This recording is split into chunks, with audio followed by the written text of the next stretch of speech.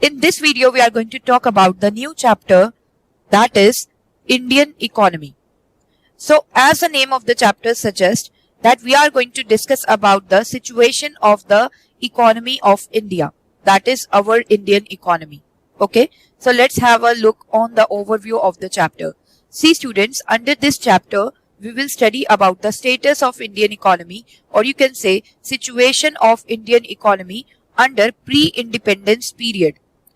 That is, we are going to talk about the situation of Indian economy prior to independence period. Okay, that is, we are talking about the situation of Indian economy in the duration ranging from the year 1850 to 1947.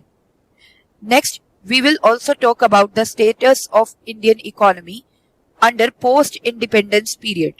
That is, we are going to talk about the situation of Indian economy after independence. In other words, we are going to talk about the situation of Indian economy regarding the duration starting from the year 1947 to 1991. Next, we will talk about the era of reforms, that is the era of early liberalization or early reforms. Also, we will talk about the economic reforms of 1991, that is liberalization, privatization and globalization. And the most important, we are going to study about the current state of the Indian economy. So we will basically study about the situation of the agriculture sector, industrial sector and service sector of Indian economy presently. Okay, so let's recall it till now. Overview of the chapter. Status of Indian economy pre-independence period, that is 1850 to 1947. Next, status of Indian economy post-independence period, that is 1947 to 1991. Next, the economic reforms of 1991. Last but not the least, the current state of the Indian economy. So this is all about the overview of the chapter, guys. First topic of the chapter, that is status of Indian economy under pre-independence period, that is the duration starting from 1850 to 1947. Okay, so basically we are going to talk about the situation of the Indian economy before independence. So we are going to talk about the situation of pre-independent Indian economy. So let's have a look, students. Between the 1st and 17th century AD, that is between the 1 to 1600 years AD, India was believed to have had the largest economy of the ancient and medieval period and medieval world. Okay, so India was the largest economy of the ancient, that is the early history period, or you can say the classical period, and the medieval world, that is the middle period or middle age. Okay, so let's recall it till now. Status of Indian economy pre-independence period 1850 to 1947. Between the 1st and 17th century AD, India was believed to have had the largest economy of the ancient and medieval world. Next, students, India was prosperous, that is India was wealthy, or you can say rich country, and India was self-reliant, that is India was independent. India was not dependent on any other country for its food grains or for the import of fruits and vegetables, etc. So India was self-reliant, and India was believed to have controlled between 1/3 and 1/4 of the world's wealth. Okay, so let's recall it till now. India was prosperous and self-reliant and is believed to have controlled between 1/3 and 1/4 of the world's wealth. Next, what does India included? India consists of self-sufficient villages, that is the independent villages, and cities which were centers of commerce, that is the cities which were having the markets, businesses and trade going on, and the cities were the centers of pilgrimage also, that is the cities included the religious ports also. Okay, and also the cities were the centers of administration, that is the cities included the government organizations which administers the entire country. Okay. Further we have, if we compare the villages and cities, then cities were having more opportunities for diverse occupations. That is, the occupations were available in so much variety in cities as compared to villages. Also, cities were having more opportunities in terms of trade and in terms of gainful economic activities. Okay, so let's recall it till now. It consisted of self-sufficient villages and cities which were centers of commerce, pilgrimage and administration. Compared to villages, cities presented more opportunities for diverse occupations, trades and gainful economic activities. Further students, we have the division of labor was done on the basis of certain features, or you can say attributes. Attributes means features, or you can say characteristics. Okay, so division of labor was done on the basis of certain features or attributes such as race, class, gender. Okay, so division of labor on the basis of the attributes like race, class and gender was the basis of economic and social differentiation. So let's recall it till now. Simple division of labor on the basis of attributes like race, class, gender was the basis of economic and social differentiation. Now students, further we have agriculture was the dominant occupation and main sources of livelihood for majority of people. As we know that India is an agrarian economy. Why it is so? It is because most of the people, that is more than 70% of the people, are engaged in agriculture sector in India. That's why agriculture sector is the main occupation, or you can say dominant occupation, and it provides the sources of livelihood to majority of people.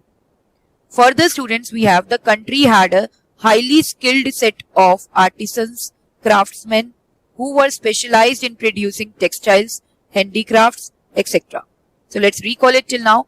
Agriculture was the dominant occupation and main sources of livelihood for majority of people.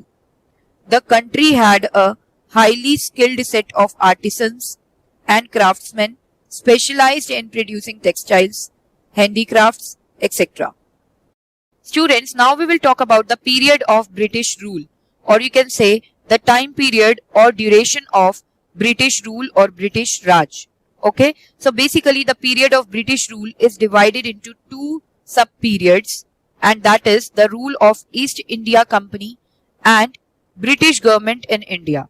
Okay, so first we will talk about the rule of East India Company. The rule of East India Company was from the duration 1757 to 1858. Okay, and British government in India was of the duration 1858 to 1947. So let's recall it till now. Period of British rule is divided into two sub-periods, that is the rule of East India Company, that is 1757 to 1858, and British government in India, that is 1858 to 1947. Basically under this, or you can say under the first phase of the period of British rule, it was the East India Company, that is a trading company of the Britishers, were ruling in India. But in the next phase of the period of British rule, India came under the Britain Parliament. Okay, so it was a British government which was ruling in India from 1858 to 1947. Now students need to understand something. See, this chapter is all about the Britain and India, right? See students, India was very much famous for its handicraft products, that is the handmade products, because India was having skilled labor, okay, and India was having good quality of the raw materials also. So India was able to generate good quality of handicraft products, okay. Now let's talk about the Britain. Britain was having the advanced technology. advanced technology, that is machines, tools, equipments. Okay, students. But Britain was having shortage of raw material. Shortage of raw materials. Okay. But as we know that to do the production of goods and services, the country requires the technology as well as the raw materials. So, Britain was in highly doubt that their production process will not be able to continue smoothly in the near future due to the shortage of raw materials in Britain. So Britain was in search of finding out the source of the supply of raw material to Britain. Okay. So Britain was in search of finding out the source of raw materials. Okay. And students, since Britain was having the advanced technology and good labor also, so the output of goods which is being generated in Britain will increase, right? So in order to increase the income of Britain, the Britain was searching for more consumers now. So for both, for having the source of raw material and for getting new consumers, Britain target the India. Okay. India was earlier the exporter of finished goods, right? But now afterwards, when Britishers were ruling in India, India became the exporter of raw materials to Britain. Okay, students? And India was basically the importer of finished goods from Britain. Importer of finished goods, okay, from Britain. So students, in Indian markets, now there were the Indian handicraft products and the Britain machine made goods were available in Indian markets. And since Britain goods were the machine made goods, so these were available at cheaper prices in Indian markets, which gives the urge to the Indians in order to buy the Britain machine made goods which are cheaper in comparison to the Indian goods which were present in the Indian markets. So in this way, the Britain captures the Indian market in order to supply its own machine made products. Okay. So what we have recalled till now, we have recalled that Britain made India the exporter of raw material and importer of Britain machine made goods. Okay. So let's have a look, students. The advent of the Europeans and the British market, a shift in economic history of India.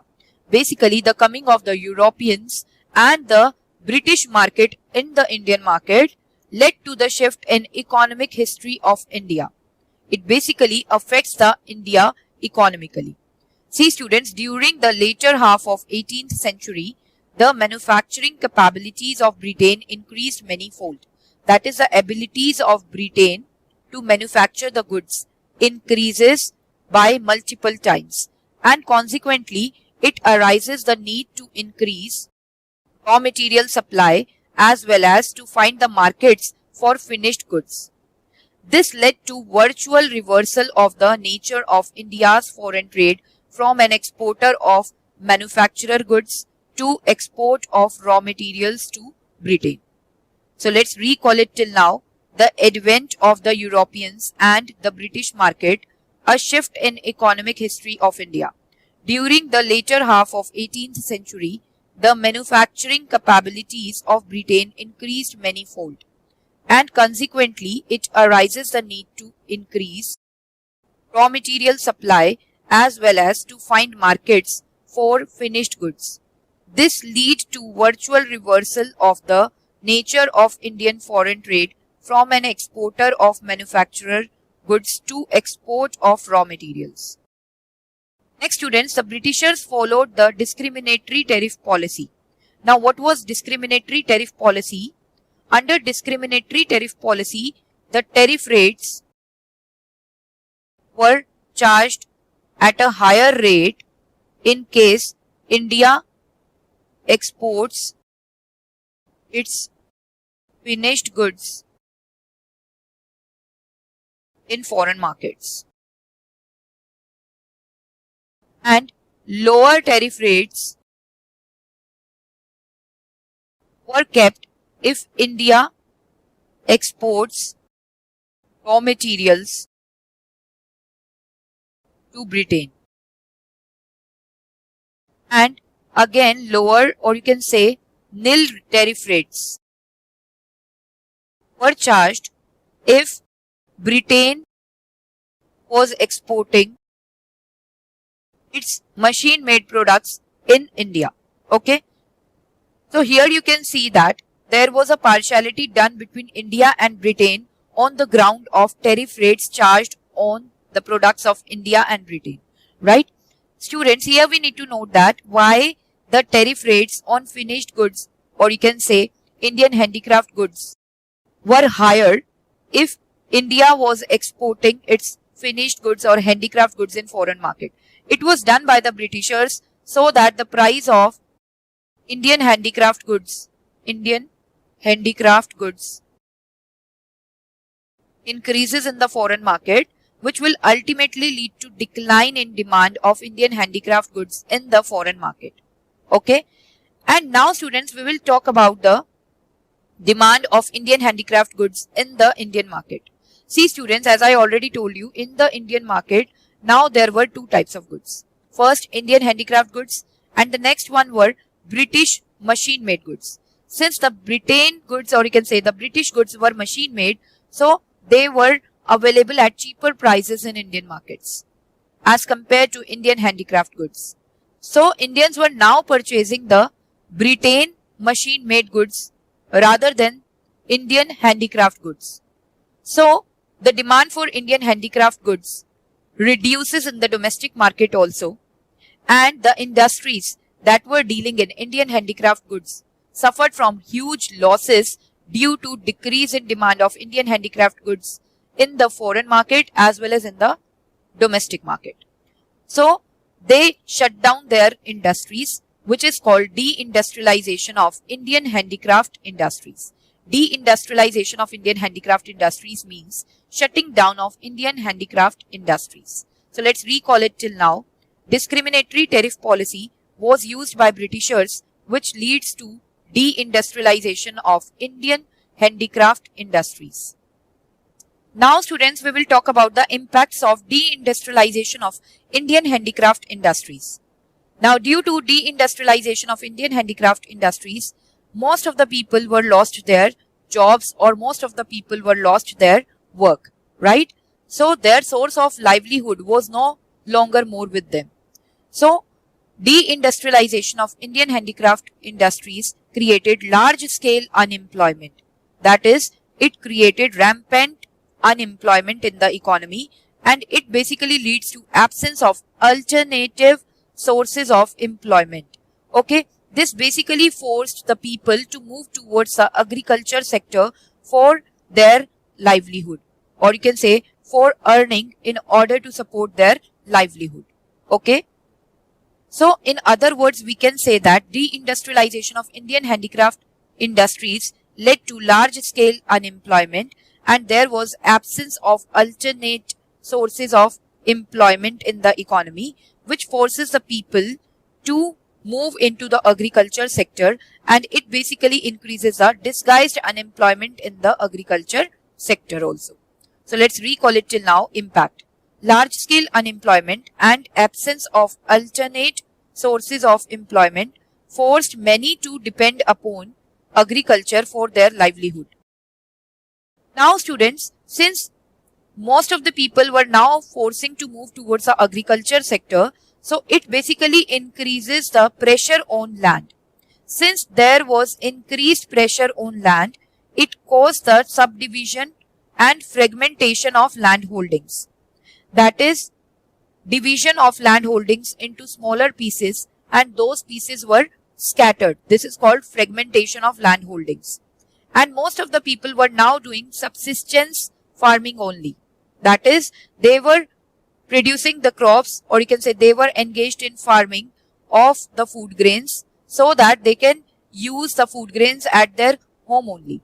So there was subsistence farming there were no commercial farming, and it basically reduced the agricultural productivity, and hence it leads to origin of poverty in the Indian economy.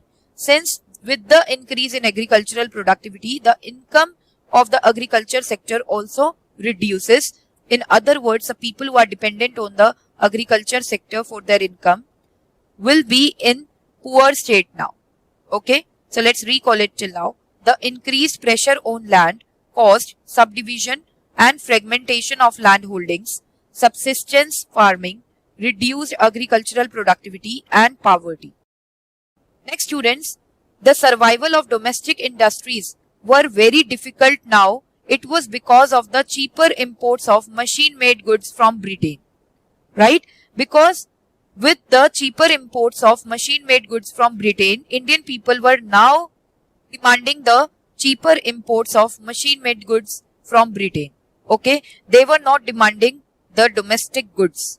And also, the survival of domestic industry become difficult because of the shift of the taste and preferences of people towards the imported goods from the domestic goods. Okay, so let's recall it till now. Survival of domestic industries became more difficult because of cheaper imports of machine-made goods from Britain and shift of taste and preferences of people towards imported goods. Next students, the system of land tenure system, especially the zamindari system, created a class of people whose interests were focused on perpetuating the British rule or continuing the British rule. Okay, so let's have a look. The systems of land tenure, that is the zamindari system, created a class of people whose interests were focused on perpetuating, that is continuing the British rule. Now students, excessive pressure on land increased the demand for land under Tennessee, right? And the zamindars got the opportunity in order to extract excessive rents, in order to charge high amounts of rents. Okay, so let's recall it till now. Excessive pressure on land increased the demand for land under Tennessee, and the zamindars got the opportunity to extract excessive rents. Now students, we will talk about the industrial sector during the pre-independence era. Okay, so industrial sector of India was stagnant, that is it was neither growing nor was going down during the colonial era. Factory based production did not exist in India before 1850. Okay, so only the handmade products were produced in India before 1850. There were no factory based production, that is the production of goods were not done using the machines before 1850. Okay, so let's recall it till now. Industrial sector stagnant during colonial era. Factory based production did not exist in India before 1850. Next we have the modern enterprises started to grow in the mid 19th century. So let's recall it till now. The modern enterprises, that is the enterprises with the advanced technology, started to grow in the mid 19th century. The cotton milling business grew steadily throughout the second half of the 19th century and achieved high international competitiveness, that is high global competitiveness.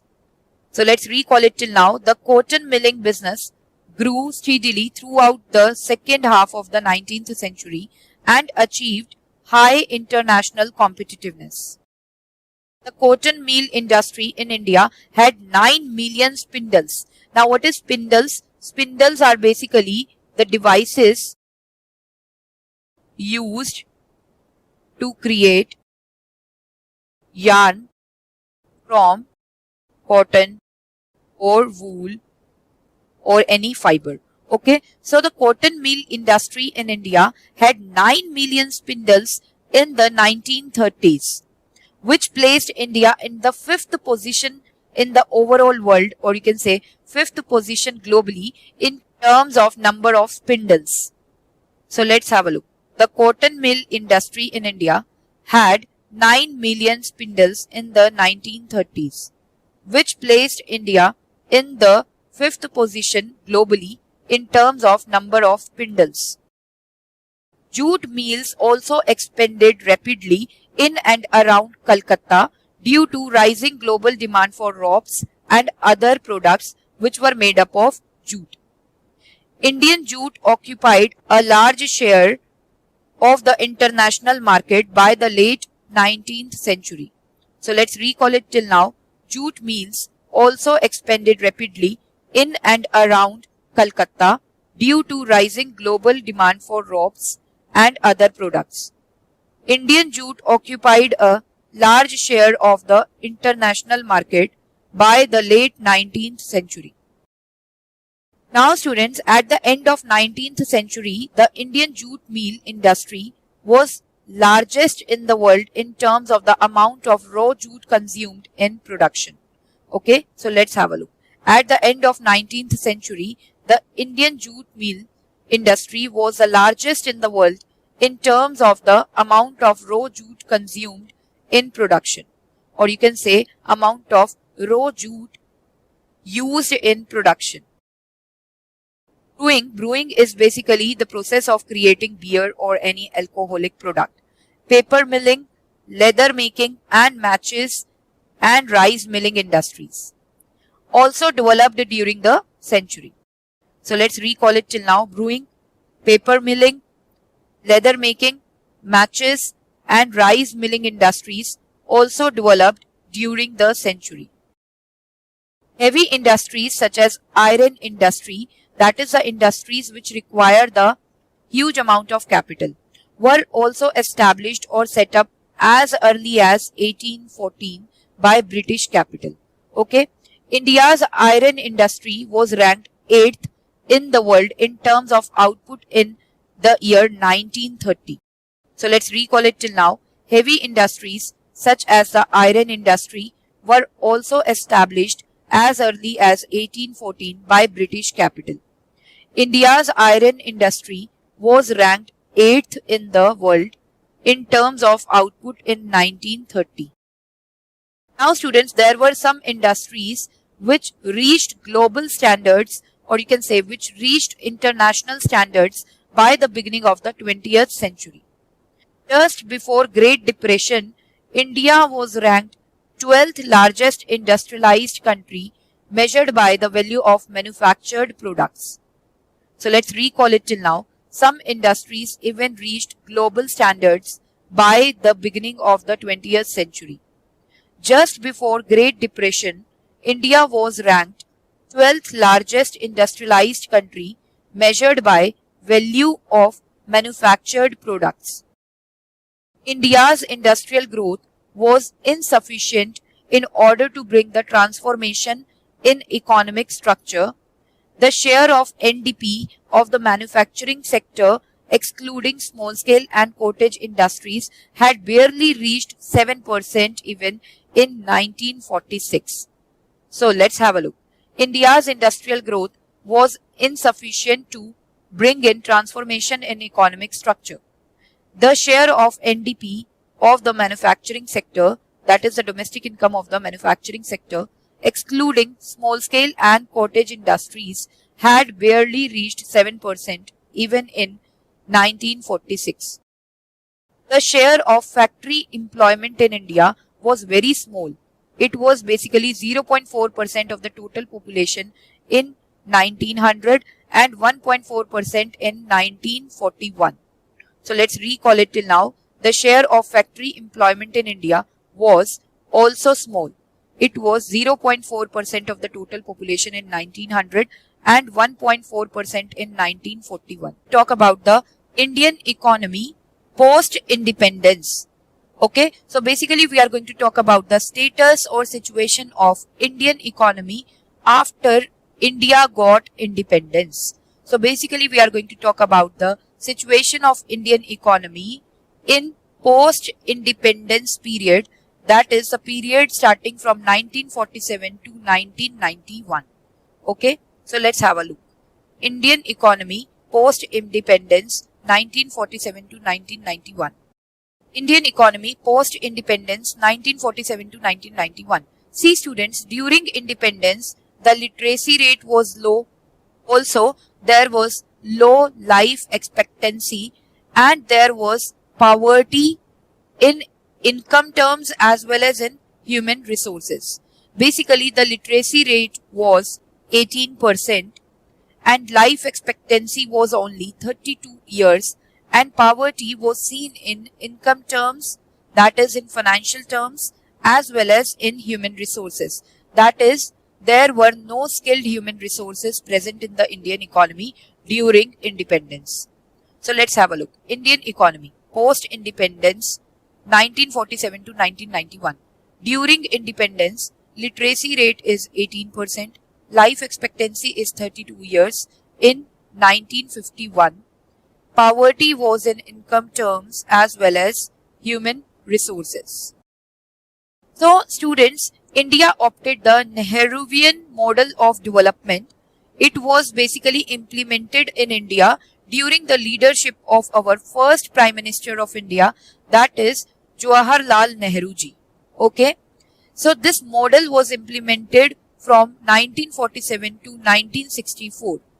This model basically focuses on industrialization, infrastructure development such as construction of roads, dams, etc. and educational initiatives, that is focuses on improving the quality of the institutions for higher learning and land reforms, etc. So let's recall it till now. Nehruvian model of development was implemented in India during the leadership of Jawaharlal Nehru, 1947 to 1964. It focuses on industrialization, infrastructure development, roads, dams, etc., educational initiatives, that is institutions for higher learning, land reforms, etc. Also students, the Planning Commission was set up in the year 1950 in order to do the planning for the Indian economy so that the Indian economy can grow. So Planning Commission was established in order to frame 5-year plans. Okay, basically Planning Commission was set up in order to prepare the 5-year plans for the Indian economy so that the predetermined objectives, that is the pre-decided objectives, can be fulfilled through the planning process. And those predetermined objectives are economic growth, equity, self-reliance and modernization.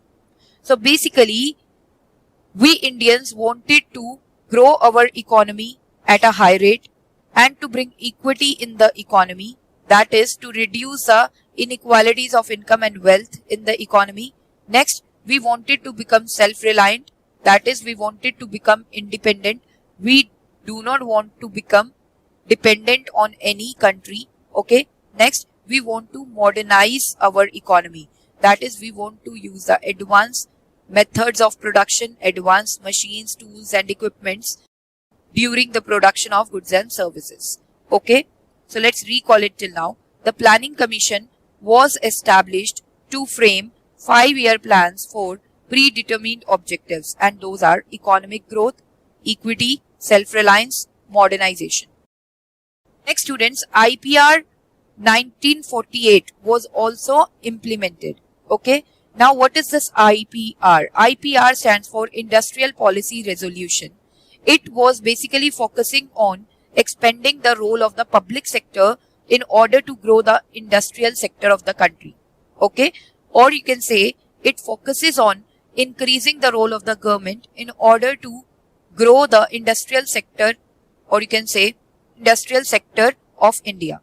And licenses were provided to the private sector if private sector wants to enter in the industrial sector. Okay. So let's have a look. The IPR, Industrial Policy Resolution 1948, focused on expanding the public sector and licensing to the private sector. Next students, it basically granted state monopoly.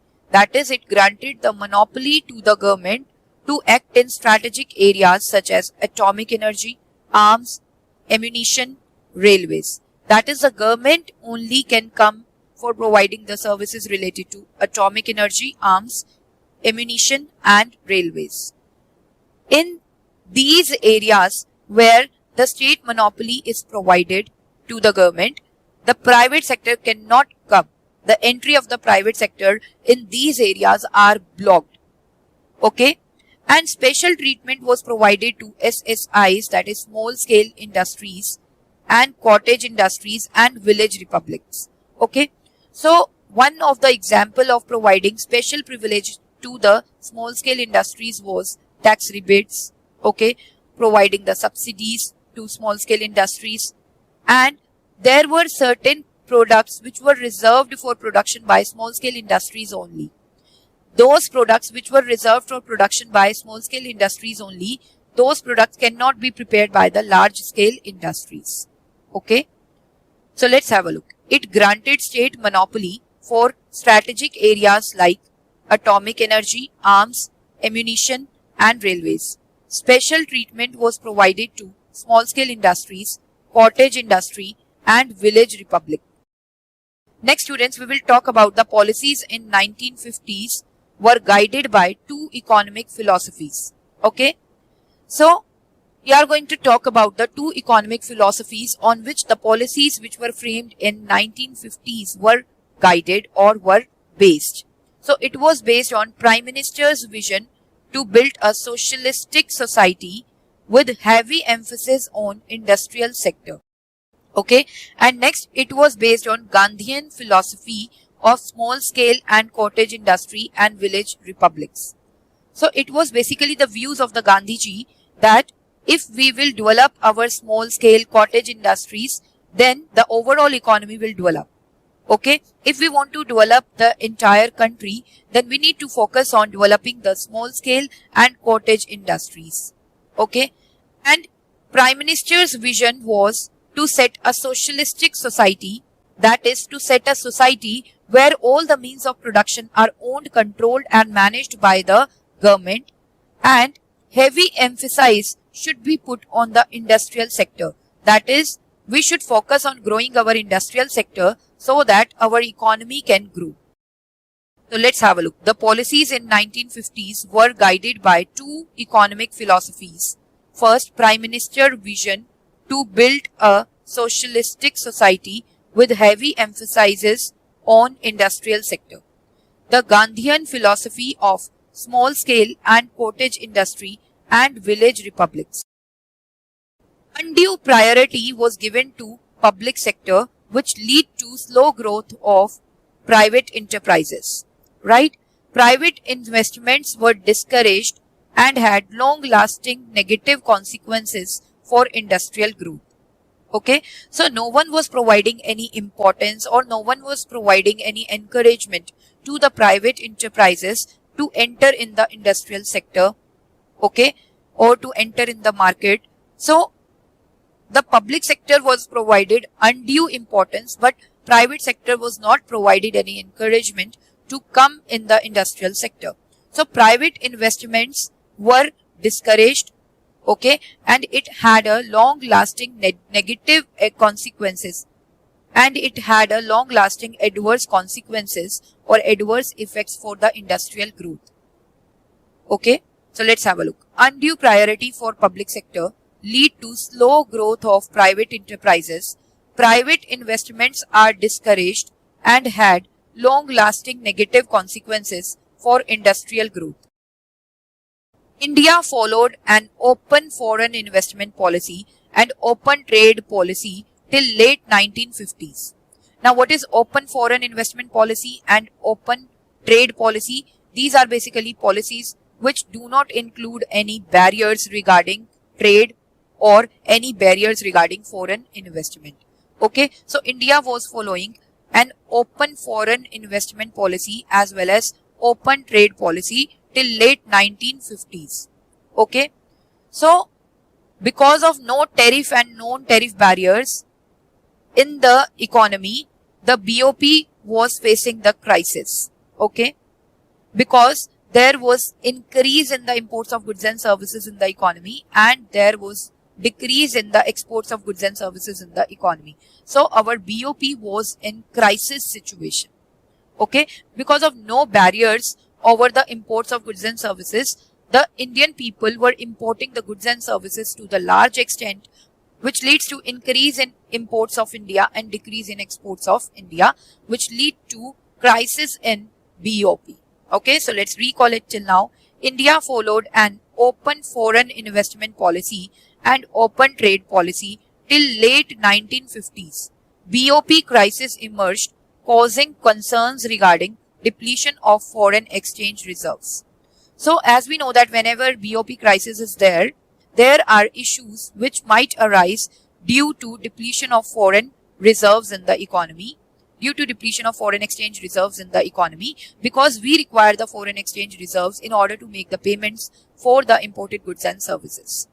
So it basically leads to now implementing the tariff and non-tariff barriers. So it leads to tariff and non-tariff barriers. The comprehensive trade controls were maintained until 1966. So such type of trade controls, that is tariff and non-tariff barriers, continued till the year 1966. Next students, further we have, in the first 3 decades after independence, that is from 1950 to 1980, India's average annual rate of growth was at a modest, which was 3.5%. That is, India's average annual rate of growth was very low. Okay, and average annual rate of growth is also known as Hindu growth rate. Okay, and agriculture was neglected during this 3 decades, and the thrust or focus of the first decade and half was on capital goods and capital intensive projects. So let's recall it till now. In the first 3 decades after independence, that is 1950 to 1980, India's average annual rate of growth was a modest 3.5%. That is Hindu growth rate. Agriculture was neglected. The thrust of the first decade and half was on capital goods and capital intensive projects. Now students, the major shift in Indian economic strategy was in mid-1960s. During second 5-year plan, industrial sector was given priority. So under second 5-year plan, that is the plan which was starting from 1956 to 1960. Okay, that is the second 5-year plan. Industrial sector was given importance. That is, second 5-year plan was focuses on growing the industrial sector.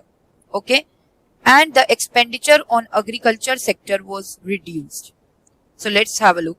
The major shift in Indian economic strategy was in mid-1960s. During second 5-year plan, industrial sector was given priority. Expenditure on agriculture sector was reduced. With continuous failures of monsoon, 2 severe and consecutive droughts struck India in the year 1966 and 1967. Due to that droughts, the agriculture sector recorded substantial negative growth, as the productivity of the agriculture sector hampered to the large extent due to the droughts in the year 1966 and 1967. So India was facing a serious food problem in 1960s. So let's have a look. With continuous failures of monsoon, 2 severe and consecutive droughts struck India in 1966 and 1967. The agriculture sector recorded substantial negative growth and India faced a serious food problem. Now students, India was not able to feed its entire population through its domestic production of food grains. So India had to depend on United States for food assistance, or you can say for food aid under PL 480. Now what is PL 480? It is basically the Public Law 480, or you can say the Food for Peace program. Okay, it was US foreign aid program that provided food assistance to developing countries like India. So let's have a look till yet. India had to depend on United States for food aid under PL 480. PL 480 is basically Public Law 480 or the Food for Peace program. It was a US foreign aid program that provided food assistance to developing countries like India. But it was not good for India to dependent on United States for food grains. So India invented the Green Revolution. So Green Revolution was required in Indian economy in order to become self-reliant in food grains. Self-reliant in food grains. Okay. So Green Revolution basically came in 1960s, or you can say in late 1960s. Okay. What was Green Revolution?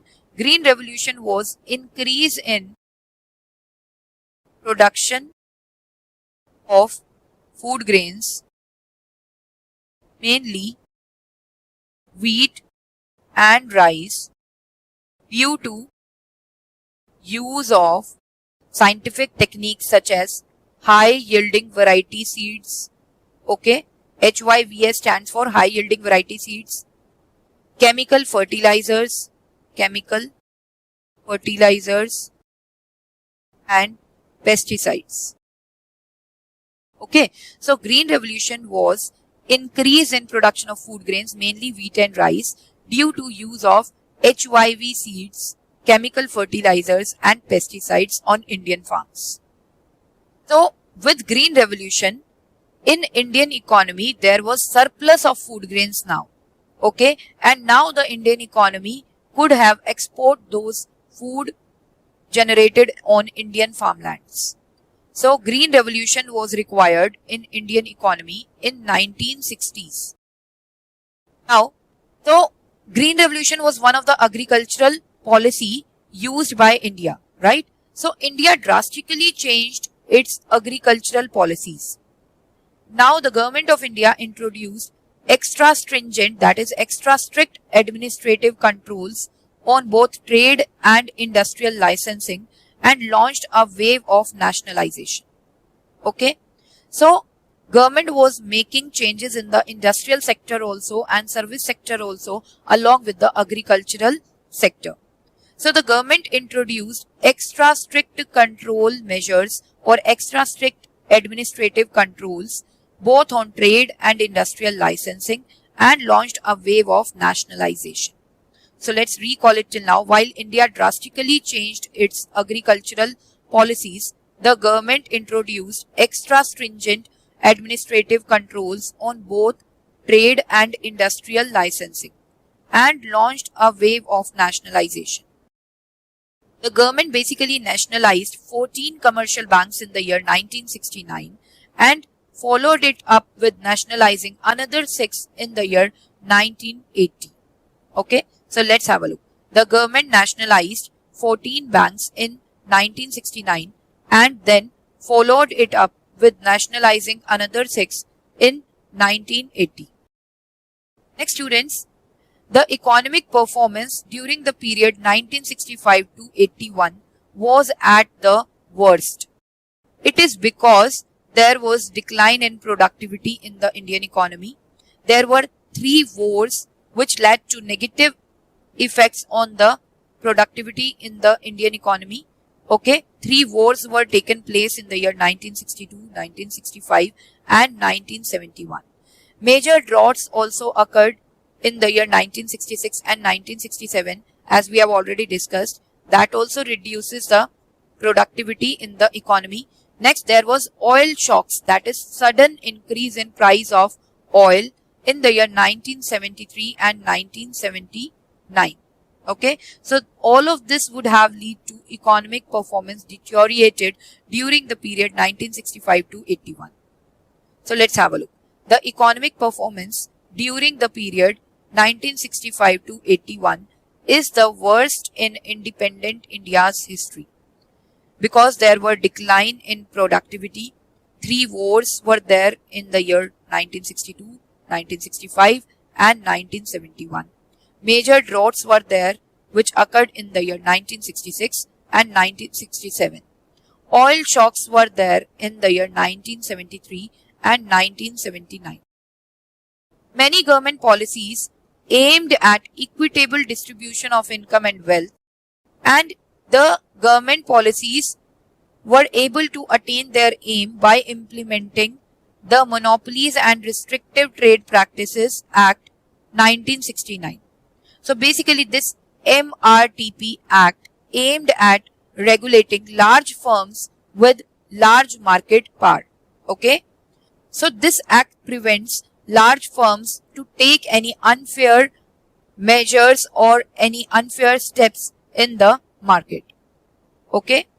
So let's have a look. Many government policies aimed at equitable distribution of income and wealth were implemented, like the Monopolies and Restrictive Trade Practices, that is MRTP Act 1969, aimed at regulating large firms with large market power. Next, in 1967, the policy of reservation of many products for exclusive manufacture by small-scale industries. So it was done in 1967 to encourage labor-intensive growth and to allow redistribution of income by shifting income towards lower wage earners. So let's recall it till now. In 1967, the policy of reservation of many products for exclusive manufacture by the small-scale industries to encourage labor-intensive growth and allow redistribution of income by shifting incomes towards lower wage earners. We are going to talk about the era of reforms.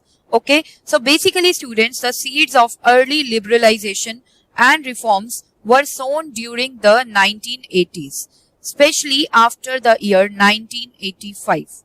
So let's have a look. The era of reforms.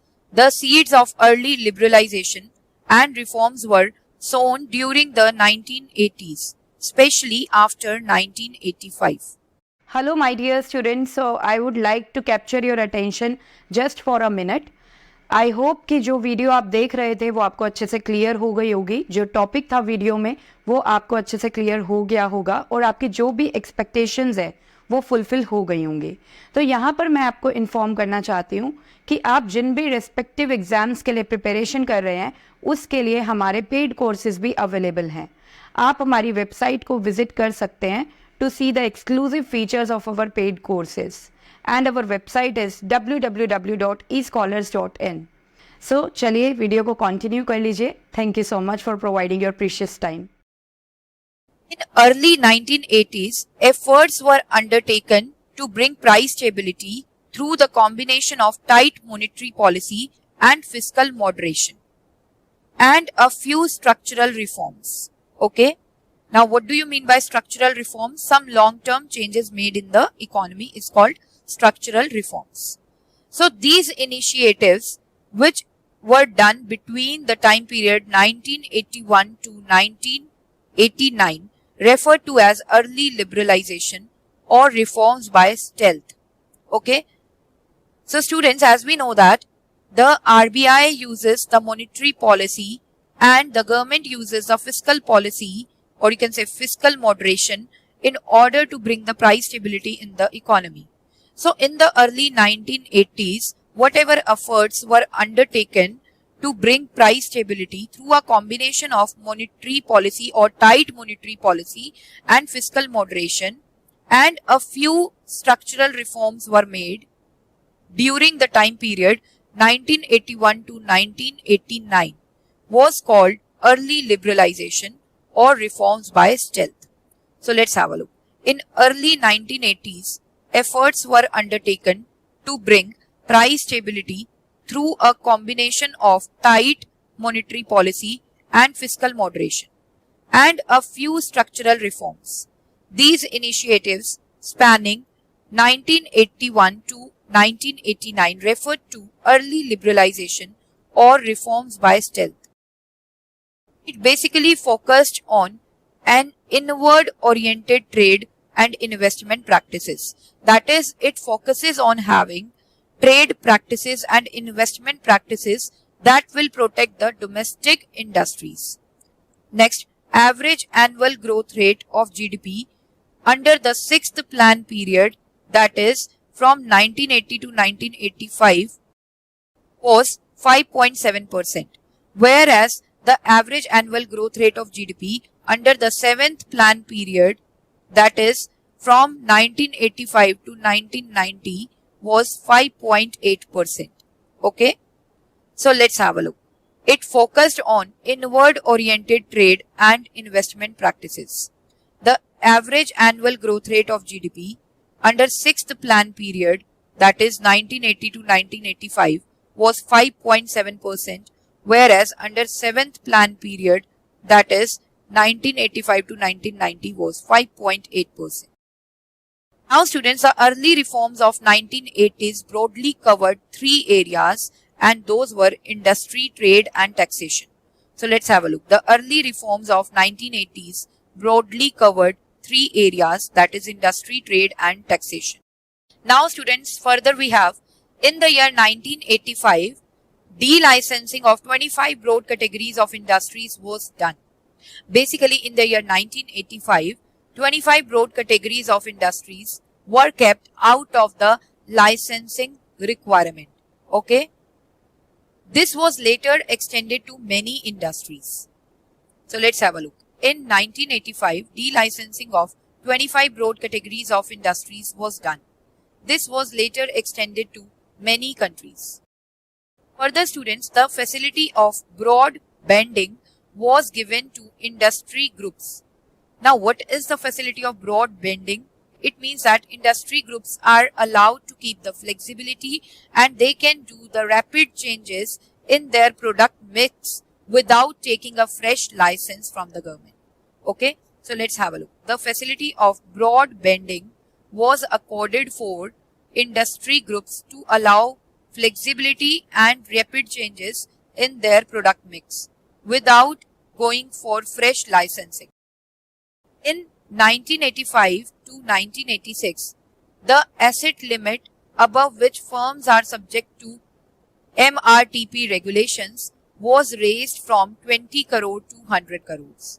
Okay, so we already know about MRTP regulations. So the companies earlier 1985 to 1986 were required to follow the MRTP regulations if their asset limit was 20 crore.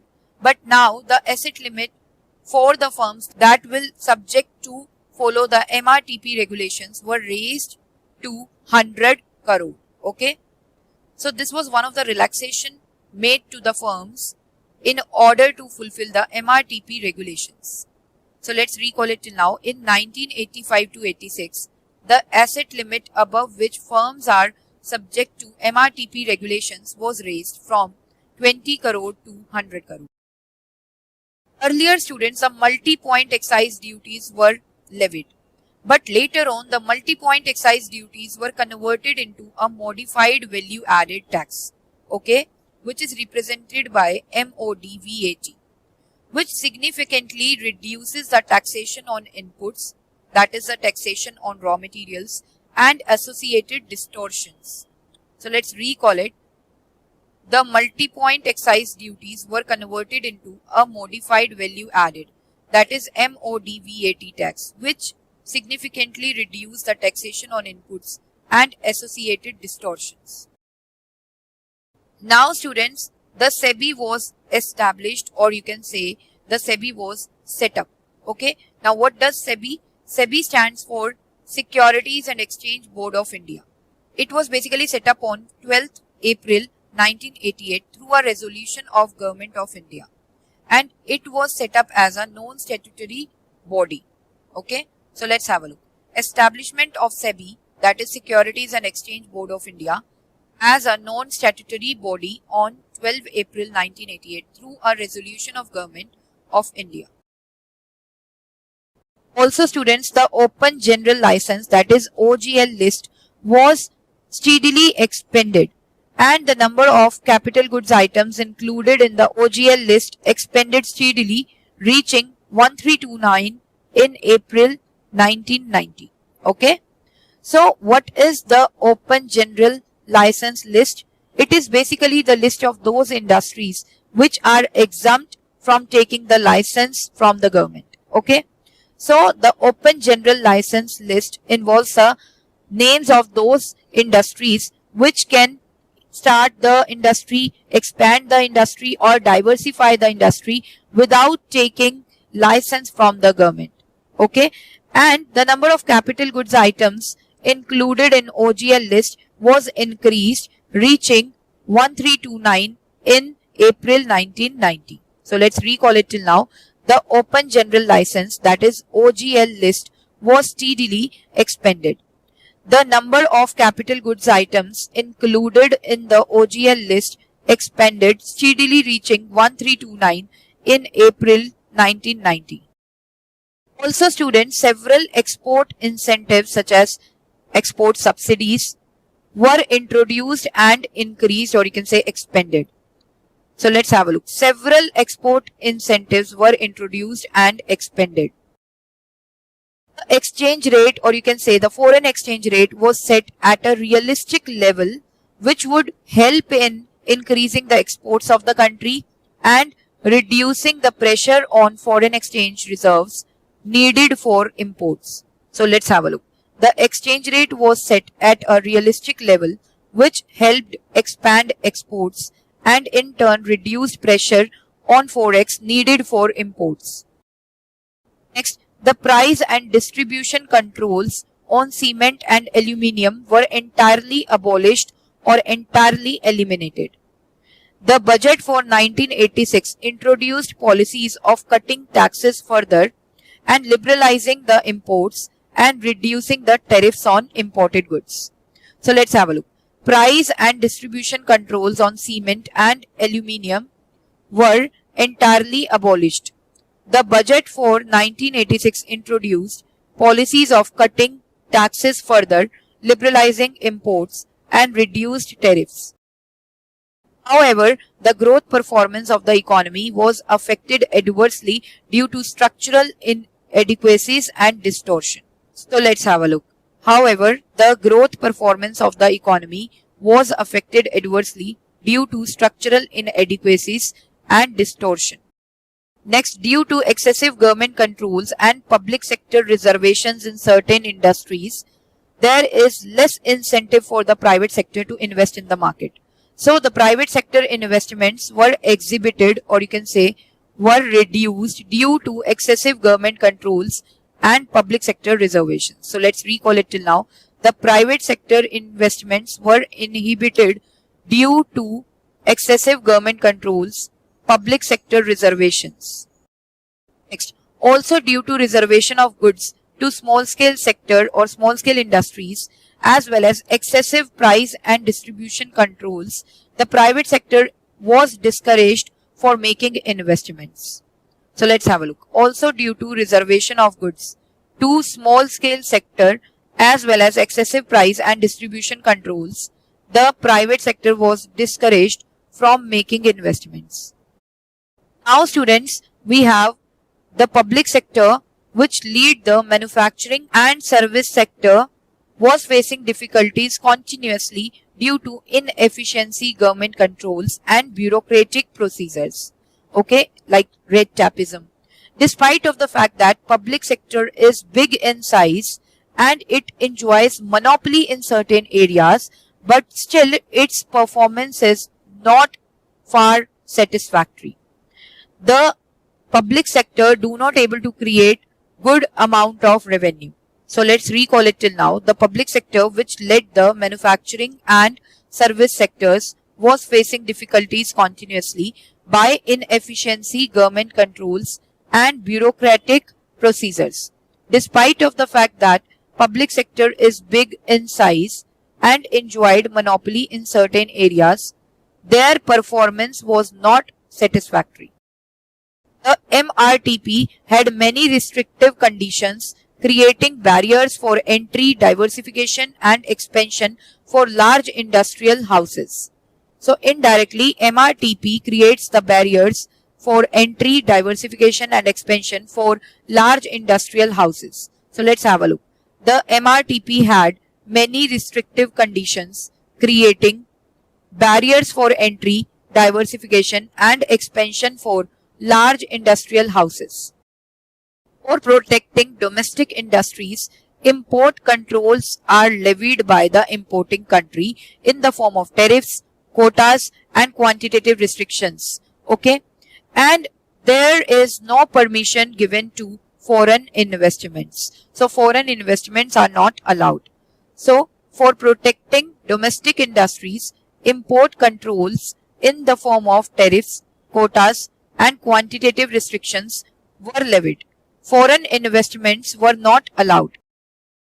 Liberalization in the 1980s, that is the early liberalization, served as the foundation, or you can say base, for the more universal and organized reforms that occurred in 1991. So basically I'm going to talk about the LPG policy: liberalization, privatization and globalization. So let's have a look. The liberalization in the 1980s served as the necessary foundation for the more universal and organized reforms of the 1990s.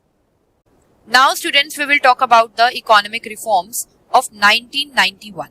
Okay, so India embarked a bold set of economic reforms in the year 1991 under the Narasimha Rao government. Okay, so let's recall it till now. The economic reforms of 1991. India embarked on a bold set of economic reforms in 1991 under the Narasimha Rao government. Now, what were the factors that caused the need for economic reforms in India? So, need for economic reforms. See students, the India was in financial crisis. The government of India was having huge fiscal deficit, which was financed by huge amounts of domestic and external debt. Okay, and our BOP was in adverse situation as our imports were greater than our exports, and also due to huge fiscal deficit on the government is having huge interest burdens also. So let's recall it till now. Need for economic reforms. Huge fiscal deficit was financed by huge amounts of domestic and external debt. Adverse BOP account. Next, huge interest burdens. Also, there was sudden increase in oil prices or surge in oil prices due to Gulf War in 1990, and it created a severe strain on balance of payments. Also, the India was having low foreign exchange reserves, which was about $1.2 billion, which was barely sufficient for making the payment of 2 weeks only. So let's recall it till now. The surge in oil prices due to Gulf War in 1990 and severe strain on balance of payments. Low foreign exchange reserves, that is $1.2 billion, which was barely sufficient for 2 weeks of imports. Now, tightening of import restrictions by the countries at that time created the difficulties in importing the essential goods even.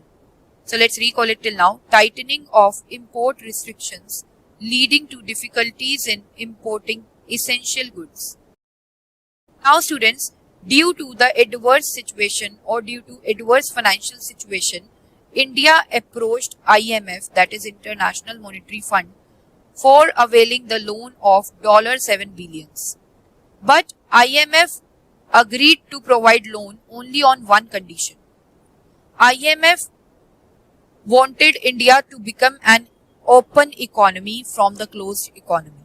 So to avail loan, economic reforms were introduced in India, that is liberalization, privatization and globalization was introduced in India in order to make an Indian economy a open economy. So let's recall it till now.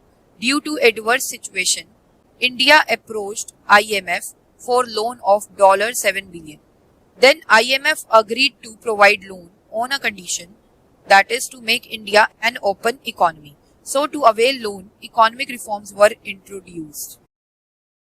Next, we will talk about the crisis of confidence. See students, whenever there is fragile political situation along with economic crisis increases, basically whenever there is damage, fragile means damaged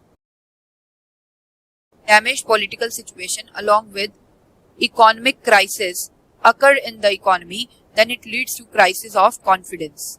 So basically, whenever the economic crisis occur and along with that there is damaged political situation going on in the economy, then it is called crisis of confidence. Okay, so let's recall it till now. Crisis of confidence.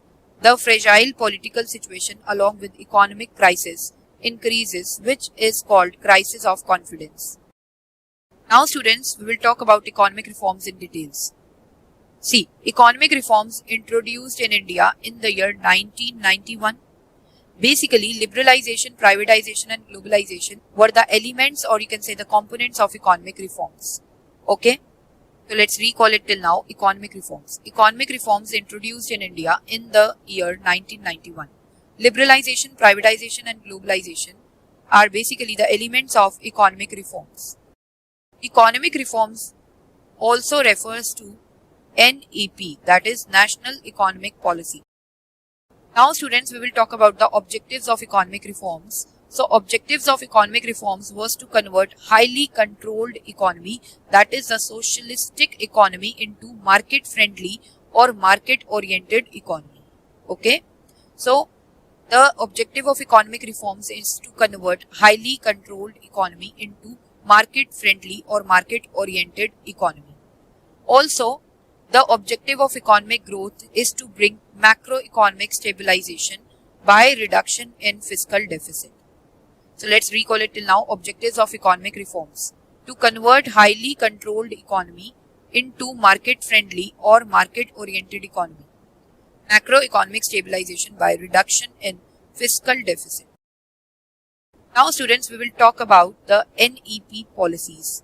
So measures included under NEP policy are divided into two. First is stabilization measures, another one is structural measures. So stabilization measures are basically the short-term measures which is used in order to bring the price stability in the economy, or in order to bring the stabilization in the economy. And structural reforms or structural measures are basically the long-term measures. Okay. So these are basically liberalization, privatization and globalization.